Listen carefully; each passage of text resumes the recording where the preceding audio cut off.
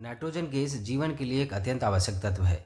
यह protein, DNA और chlorophyll जैसे महत्वपूर्ण जैव अणुओं का एक महत्वपूर्ण हिस्सा होते हैं।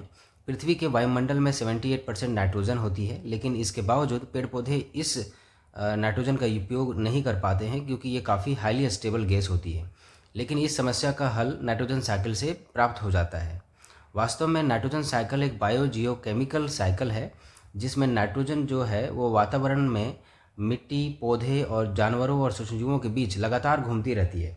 इसमें अलग अलग चरण होते हैं और नाइट्रोजन जो है अलग अलग फॉर्म्स में एक स्टेज से दूसरे स्टेज में चलता चला जाता है। तो सबसे पहला जो स्टेज है वह है नाइट्रोजन फिक्सेशन का, नाइट्रोजन स्थिरीकरण का। इस प्रक्रिया में वायुमंडलीय जो नाइट्रोजन होती है उसको ऐसे यौगिकों में बदला जाता है जिन्हें पौधे उपयोग कर सके।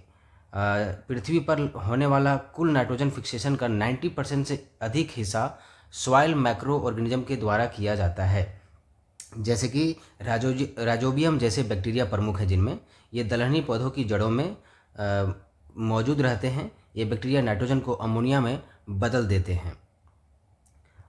इसके अलावा कुछ फ्री लिविंग बैक्टीरिया हैं और ब्लू ग्रीन अलगी हैं, साइनोबैक्टीरिया जिसे कहते हैं, वह भी नाइट्रोजन फिक्सेशन करते हैं। लगभग 60 से 70% नाइट्रोजन फिक्सेशन सिम्बायोटिक बैक्टीरिया के द्वारा होता है और लगभग 20 से 30% fixation free living micro organism के द्वारा किया जाता है। अब एक बात आपको जान के हैरानी होगी कि जब लाइटनिंग होती है उस समय भी नाइट्रोजन फिक्सेशन की घटना घटती है, लेकिन ये 5 से 10% ही उसमें हो पाता है। तो वास्तव में ये नाइट्रोजन फिक्सेशन के दौरान